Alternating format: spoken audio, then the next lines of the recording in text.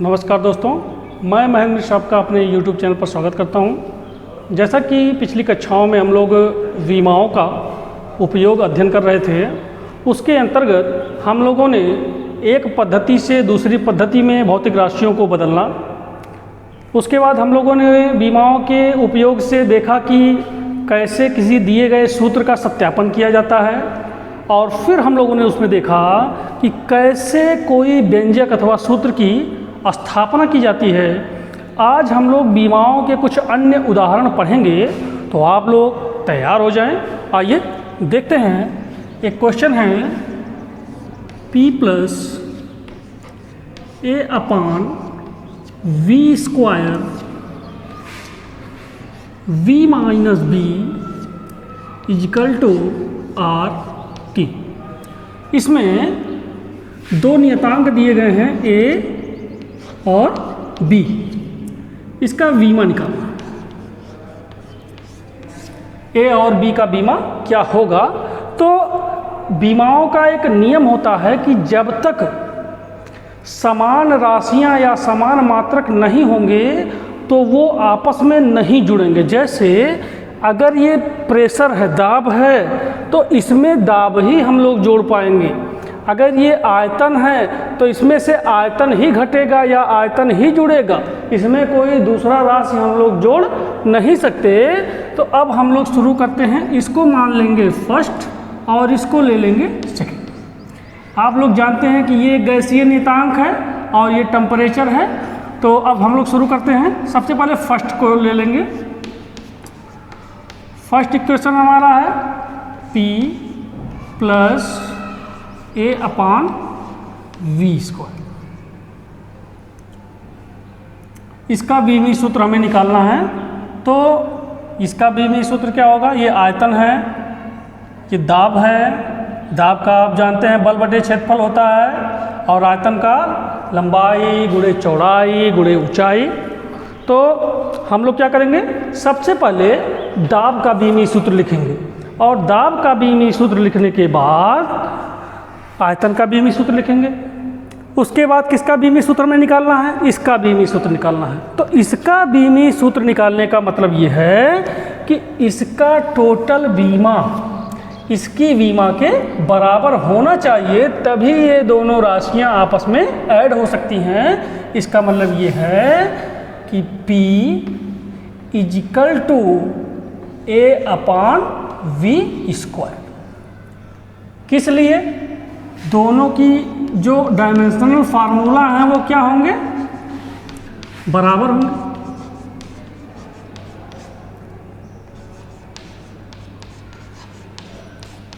दोनों की जो बीमाएं हैं वो क्या होंगी? बराबर होंगी। हमको निकालनी है बीमा ए की, तो वी स्क्वायर को इधर ले आएंगे। तो ए की बीमा निकालने के लिए हो जाएगा P की बीमा, मतलब प्रेशर की बीमा, इनटू आयतन की बीमा।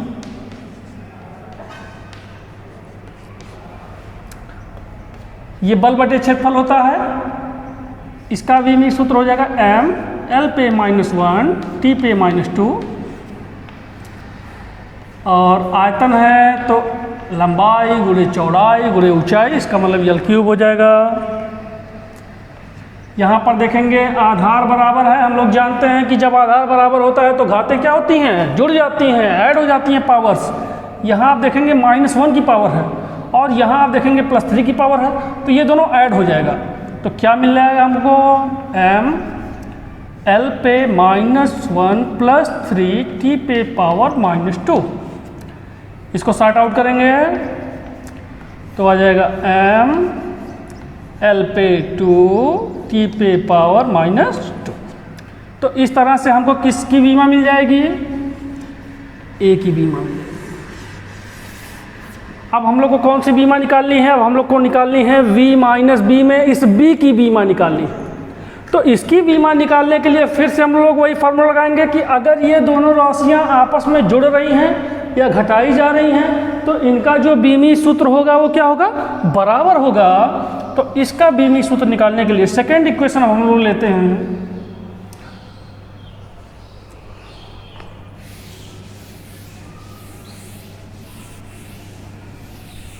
सेकेंड वाला पोर्शन देखेंगे, v माइनस बी दिया है, तो इसका मतलब कि जो भी इसकी बीमा होगी वही इसकी भी बीमा होगी। इसको लिख सकते हैं कि v की बीमा या जो v का बीमी सूत्र होगा वो किसका बीमी सूत्र होगा, v का।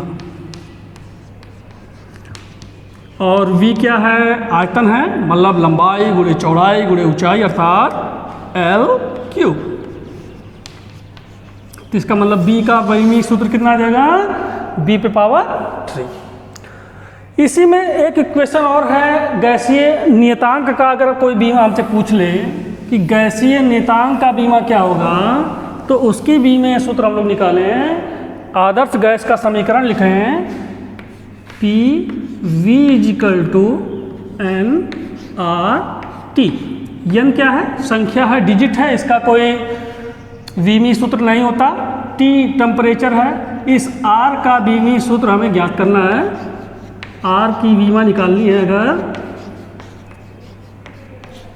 तो आर की बीमा निकालने के लिए क्या करेंगे, बाकी सारे पार्ट को कहाँ ले आएंगे, इधर ले आएंगे। चूंकि एन कांस्टेंट है, इसको एज इट इज छोड़ देंगे ऐसे, तो आर इजिकल टू क्या हो जाएगा, P V upon T. P का मतलब दाब, प्रेशर, तो क्या हो जाएगा इसका एम एल पे -1 टी पे -2। वी का मतलब आयतन का मतलब एल क्यूब, और टी का मतलब क्या भाई, टेम्परेचर है, तो टेम्परेचर का बीमा थीटा। इस थीटा को ऊपर लेकर के जाएंगे। हम लोग जानते हैं कि जैसे ही डिनोमिनेटर को न्यूमरेटर में ले जाते हैं तो जो पावर्स होती है उसकी साइन चेंज हो जाती है। तो क्या हो जाएगा, एम एल पे पावर 2। एल पे पावर 2 कहाँ से आ गया देखेंगे, यहाँ पर बेस सेम है तो पावर साइड हो जाएंगी। टी पे पावर -2 और थीटा पे पावर -1। तो इस तरह से हम लोग को गैसीय नियतांक आर का वीमी सूत्र प्राप्त हो जाएगा। अब हम लोग आज एक नया टॉपिक शुरुआत करेंगे जिसका नाम है त्रुटि। त्रुटि का मतलब गलती।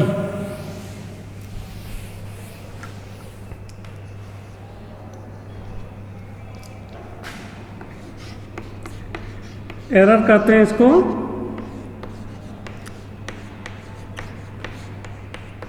तो सबसे पहले जानेंगे कि आखिर ये त्रुटि होती कैसे है, ये त्रुटि है क्या। तो किसी भी मेजरमेंट में अगर कोई भी चीज़ हम लोग माप रहे हैं और कहीं किसी चीज़ पर हमारा ध्यान नहीं गया तो वो चीज़ हमसे छूट जाती है। किसी कारणवश हो सकता है कि हमारी पलकें झपक गई हों या हमारा ध्यान कहीं दूसरी जगह चला गया हो, जिसके नाते उसकी वैल्यूएशन में हमसे कुछ गड़बड़ी हो गई हो, कहीं हमने जोड़ने घटाने में गलती कर दी हो। तो इस तरह से जब किसी भौतिक राशि के मेजरमेंट में कोई अनसर्टेनिटी आती है, कोई अनिश्चितता आती है, तो उसी अनिश्चितता को ही त्रुटि कहते हैं। तो इसका डिफिनेशन हो जाएगा, किसी भौतिक राशि के मापन में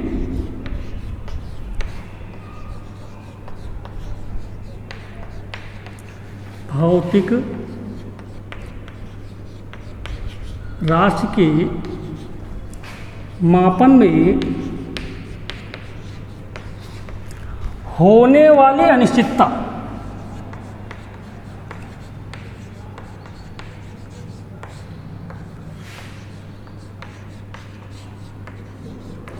अनिश्चितता तो क्या कहते हैं, अनसर्टेनिटी कहते हैं इसको।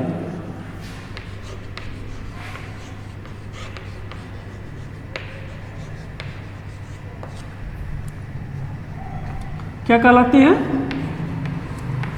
त्रुटि कहलाती है।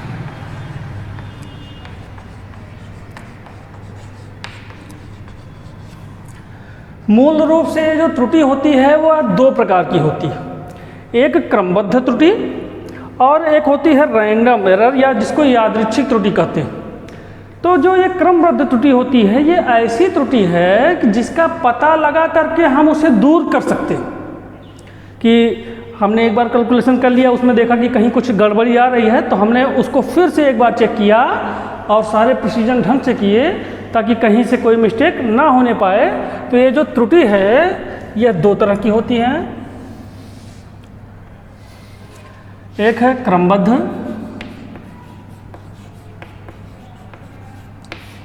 इसको कहते हैं सिस्टमैटिक एरर। और दूसरी जो त्रुटि है वह है यादृच्छिक।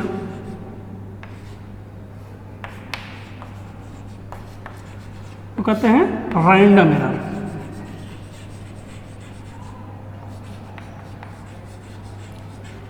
अब इन दोनों का डिफिनेशन देखिए।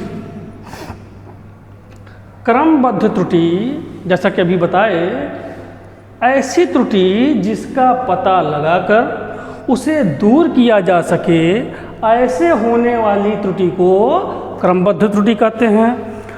और ऐसी त्रुटि जो हम लोग पता ही ना कर पाएँ कि कहाँ से आ रही है, जैसे मान लीजिए कि हमको कहीं कोई प्रैक्टिकल करना चाहिए जहाँ पर एयर ना हो, और हम अपने लैब में प्रैक्टिकल कर रहे हैं, वहाँ पर एयर है तो एयर प्रेशर भी आएगा, उस रूम का टेम्परेचर भी आएगा, वहाँ का एटमॉस्फेयर आएगा जो उस प्रैक्टिकल को इफ़ेक्ट करेगा, जिससे हमारी वैल्यू कुछ दूसरी आ जाएगी और उसे हम लोग दूर नहीं कर सकते। तो इस तरह से होने वाली त्रुटि जिसको जो है दूर ना किया जा सके, ऐसी त्रुटि को क्या कहते हैं? यादृच्छिक त्रुटि कहते हैं। तो इसका डिफिनेशन हो जाएगा, वह त्रुटि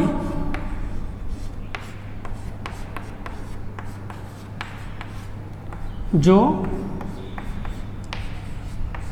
ज्ञात करके, मतलब इसका पता लगा करके दूर कर सके।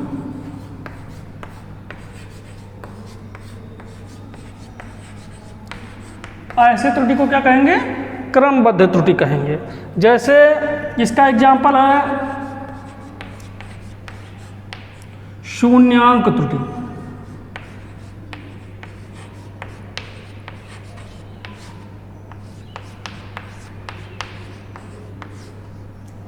रैंडम एरर में आते हैं। ये त्रुटि कैसी है? ये ऐसी त्रुटि है जिसको दूर नहीं किया जा सकता। वह त्रुटि जो दूर नहीं की जा सकती।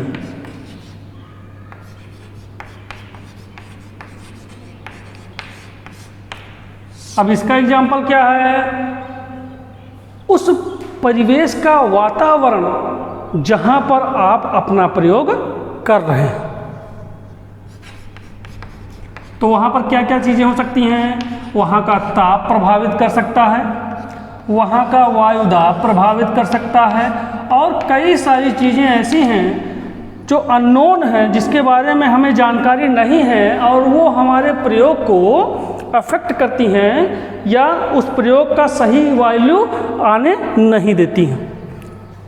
इसी क्रम में हम लोग देखते हैं त्रुटियों में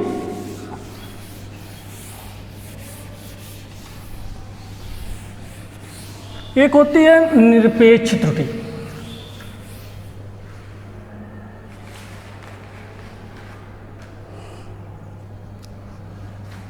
हम लोगों ने देखा कि जो त्रुटि है जिसको हम लोग एरर कहते हैं, ये दो तरह का होता है।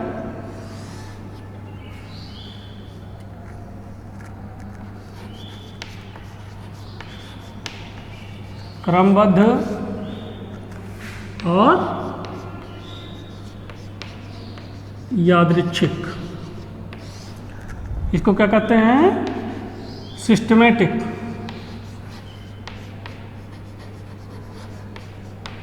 इसको सिस्टमैटिक एरर कहते हैं और इसको कहते हैं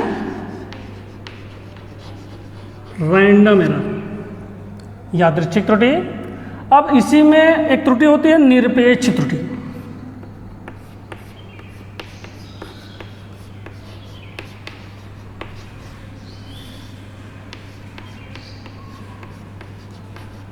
यह भी एक प्रकार की क्रमबद्ध त्रुटि ही है, उसी की श्रेणी में आती है।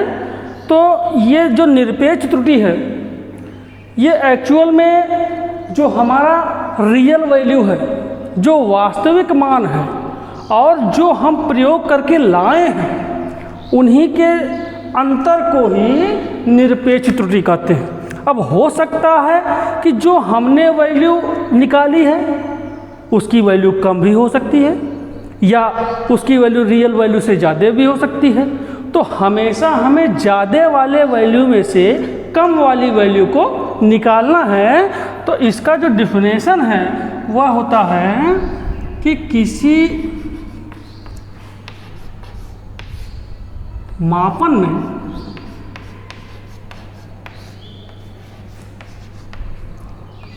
वास्तविक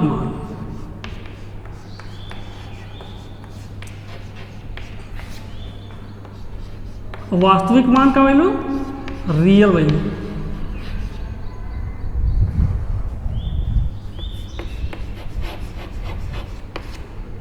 तथा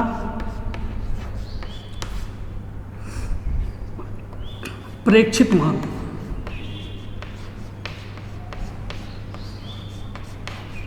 इसको ऑब्जर्व्ड वैल्यू कहते हैं।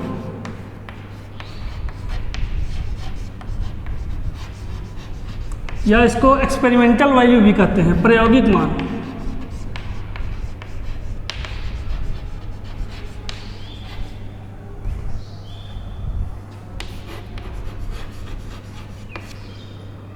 कुछ भी आप इसको कर सकते हैं, चाहे ऑब्जर्व्ड वैल्यू कर सकते हैं, चाहे एक्सपेरिमेंटल वैल्यू कर सकते हैं, प्रेक्षित मान कर सकते हैं, प्रायोगिक मान कर सकते हैं। तो इन दोनों का जब डिफरेंस करेंगे, जब इन दोनों का अंतर करेंगे तब निकल करके आएगा निरपेक्ष त्रुटि। तो क्या हो जाएगा कि मध्य के अंतर को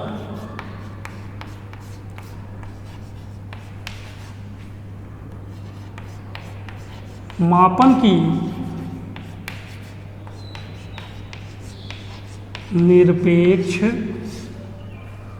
त्रुटि कहते हैं।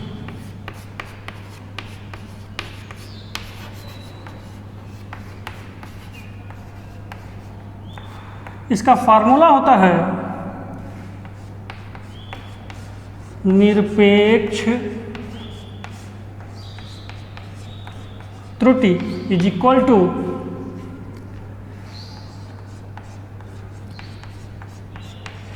वास्तविक मान मतलब रियल वैल्यू डिफरेंस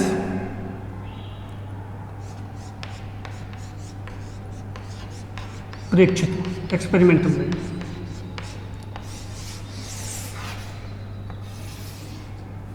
ये आता। तो हम लोग करेंगे क्या, हमको वास्तविक मान उस मेजरमेंट का पता रहेगा पहले से, और ये जो ऑब्जर्व्ड वैल्यू है ये हम लोग प्रयोग करके निकालेंगे। उसमें से जो भी वैल्यू बड़ी होगी उसको क्या करेंगे, माइनस करेंगे, उन दोनों का अंतर लेंगे, और जो अंतर आएगा उसी को क्या कहेंगे, निरपेक्ष त्रुटि कहेंगे। अब मान लिया कि कोई भौतिक राशि का वास्तविक वैल्यू दिया गया,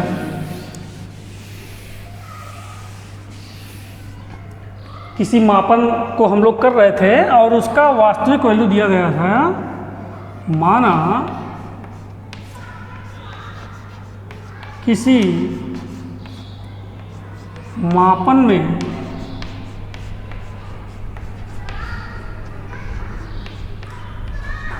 राशि का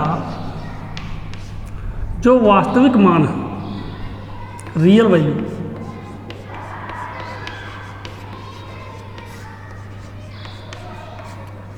x दिया गया, तथा जब आप लोग उसे प्रयोग में किए, जब आप एक्सपेरिमेंट किया तो जो ऑब्जर्व्ड वैल्यू आया, मान लीजिए वो x डैश आ गया, तो निरपेक्ष त्रुटि क्या हो जाएगी, तो निरपेक्ष त्रुटि हो जाएगी delta x is equal to x difference x dash. इसका मतलब ये हो गया कि इन दोनों में से जिसकी भी बड़ी वैल्यू रहेगी उससे हम लोग पहले वाले को माइनस कर देंगे, तो क्या निकल करके आ जाएगा? निरपेक्ष त्रुटि निकल करके आ जाएगा। आइए और आगे देखते हैं हम लोग अब पढ़ेंगे माध्य निरपेक्ष त्रुटि।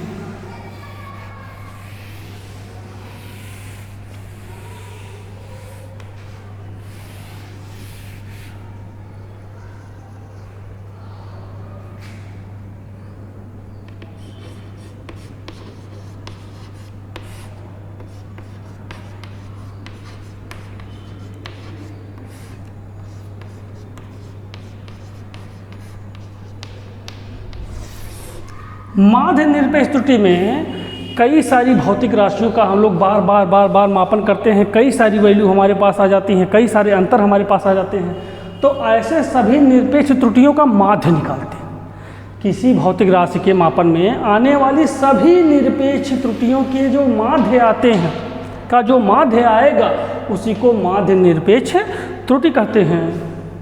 तो इसका डिफिनेशन हो जाएगा, किसी भौतिक राशि के मापन में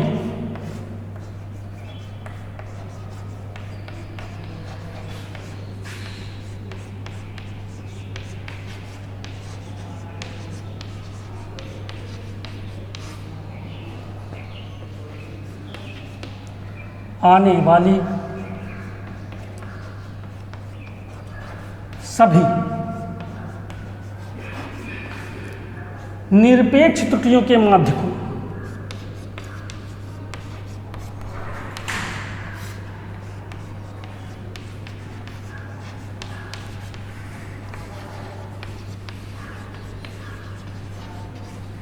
को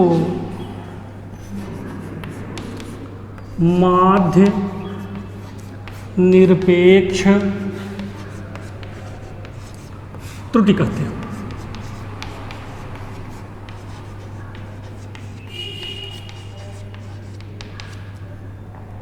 क्या हो गया?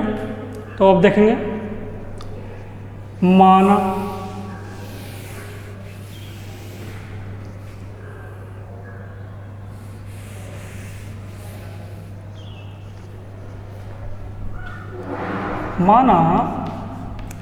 किसी भौतिक राशि के मापन में जो निरपेक्ष त्रुटियां हैं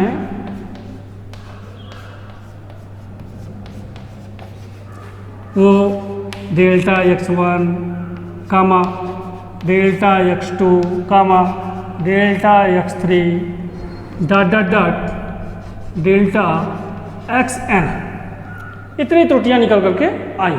अब हम लोग को इसका माध्य निरपेक्ष मान निकालना है, तो हो जाएगा डेल्टा x, इसे बार से रिप्रेजेंट करते हैं, is equal to delta x1 plus delta x2 plus delta x3 plus dot delta xn upon number of x। इस तरह से हम लोग माध्य निरपेक्ष त्रुटि का मान ज्ञात कर लेते हैं। अब आइए देखते हैं हम लोग सापेक्ष त्रुटि अथवा भिन्नात्मक त्रुटि।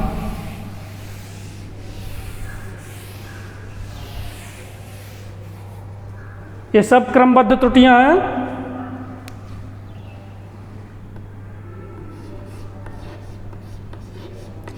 सापेक्ष त्रुटि, इसे भिन्नात्मक त्रुटि भी कहते हैं।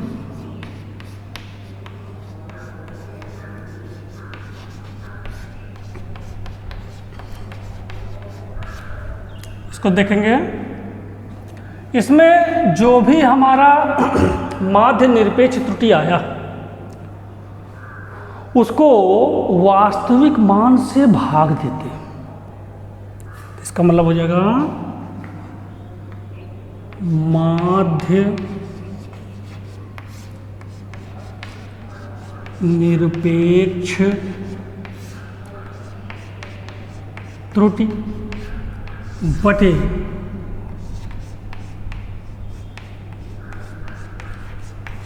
वास्तविक मान बराबर सापेक्ष त्रुटि। भिन्नात्मक मतलब भिन्न के रूप में लिखना। किसको लिखना? जो हमारा माध्य निरपेक्ष त्रुटि आया है और जो रियल वैल्यू उसका हमें दिया गया। अब हम लोग देखते हैं परसेंटेज एरर, प्रतिशत त्रुटि।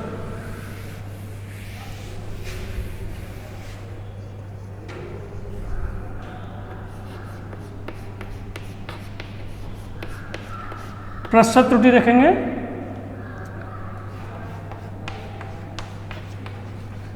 तो जो भी हमारा सापेक्ष त्रुटि में वैल्यू आता है उसमें हम लोग क्या कर देते हैं, इनटू ये क्या निकल जाएगा, प्रतिशत त्रुटि निकल जाएगा। तो इस तरह से त्रुटि के जो है सारे पार्ट जो है यहाँ कंप्लीट होते हैं। एक एग्जाम्पल के माध्यम से हम लोग इसे समझने का प्रयास करते हैं। देखेंगे कि अगर कहीं किसी छात्र ने एक प्रैक्टिकल किया लैब में जा कर के और गुरुत्वीय त्वरण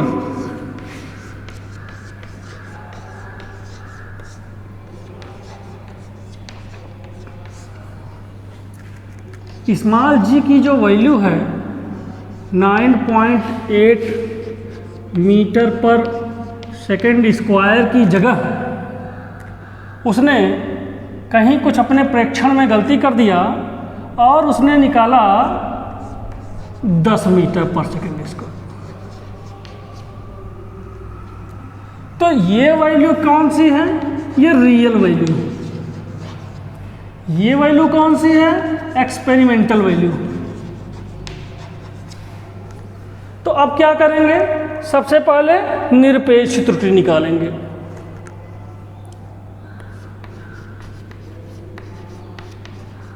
निरपेक्ष त्रुटि निकालेंगे।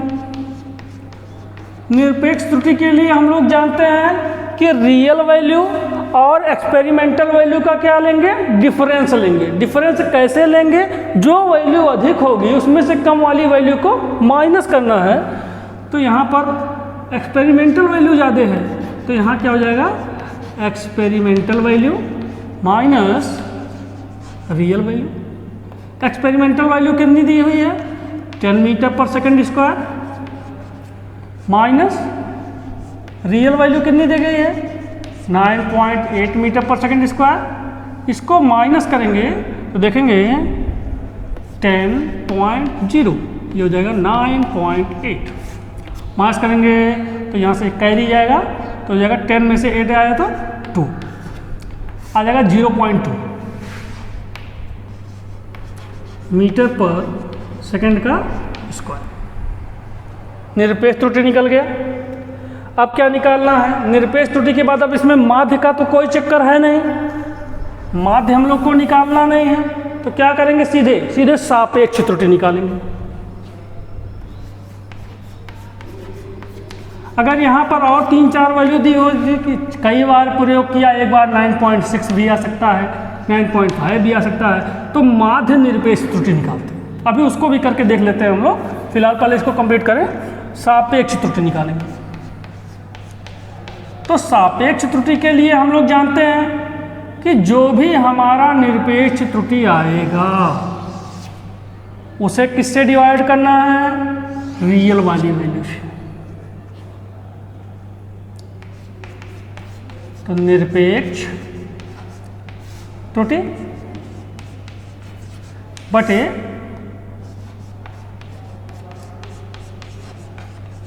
वास्तविक मान। निरपेक्ष त्रुटि कितनी आई है, 0.2 और वास्तविक वैल्यू कितनी है, 9.8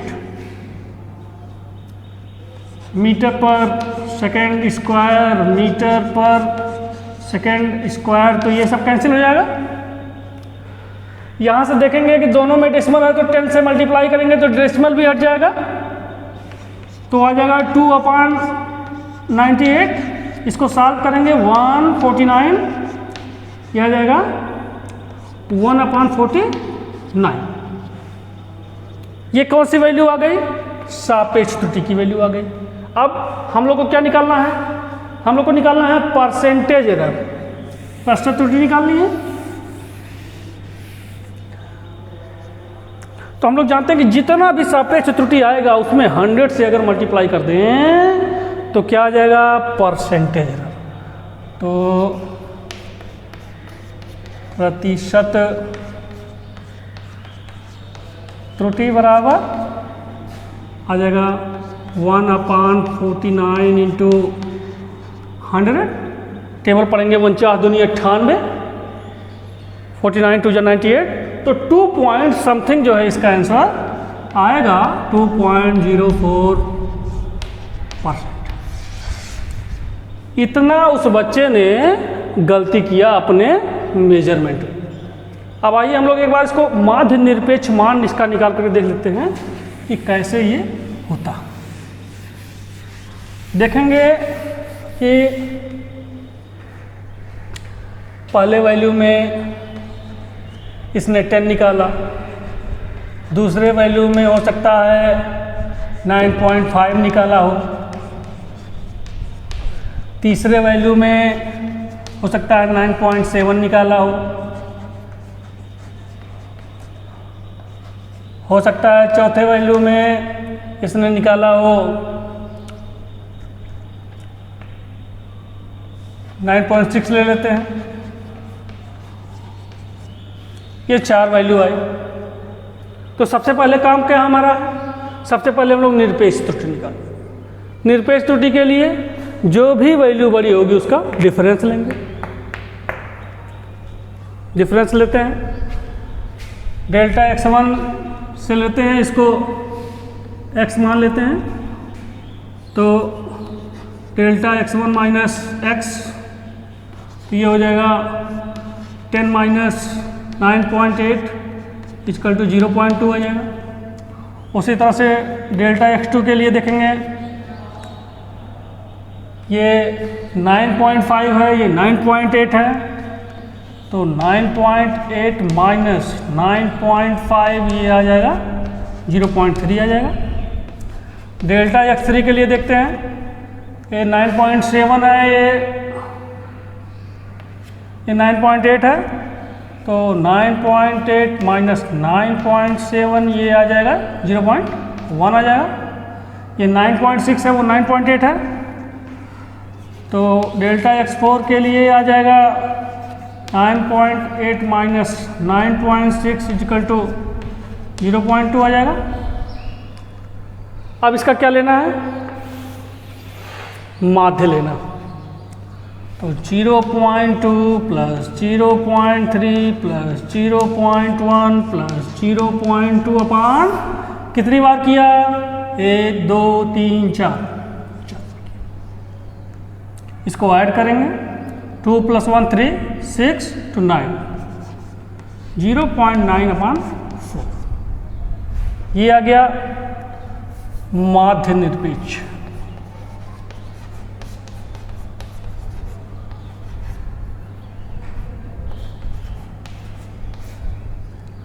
अब क्या करना है? माध्य निरपेक्ष हमने निकाल लिया।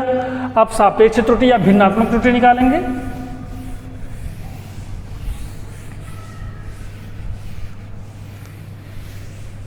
यहाँ कहीं ऊपर लिख लेते हैं,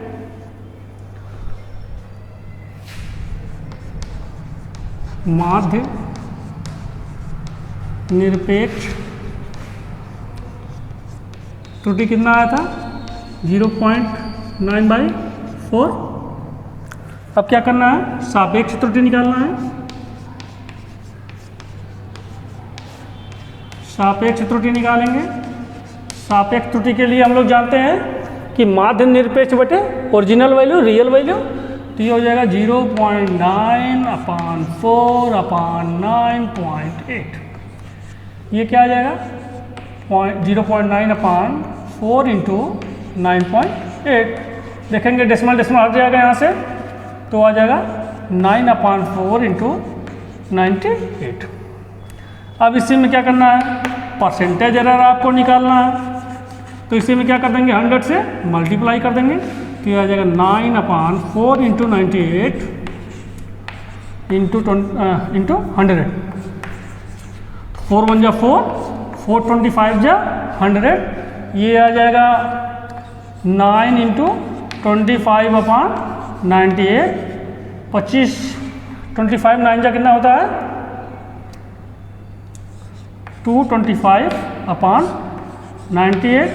इसको आप सॉल्व करेंगे, जो भी वैल्यू आएगी वो इसका परसेंटेज एरर हो जाएगी, जो हमें ये बताती है कि अगर हमने इतना सारा ऑब्जर्वेशन किया तो हमारे ऑब्जर्वेशन में कितना परसेंट हमसे एरर हुआ है, कैसे हम लोग अब उसे दूर करेंगे, इसके बारे में सोचना। आज के वीडियो में इतना ही। अगर आपको मेरा वीडियो पसंद आया हो तो इसे ज़्यादा से ज़्यादा सब्सक्राइब करें, शेयर करें। वीडियो देखने के लिए धन्यवाद।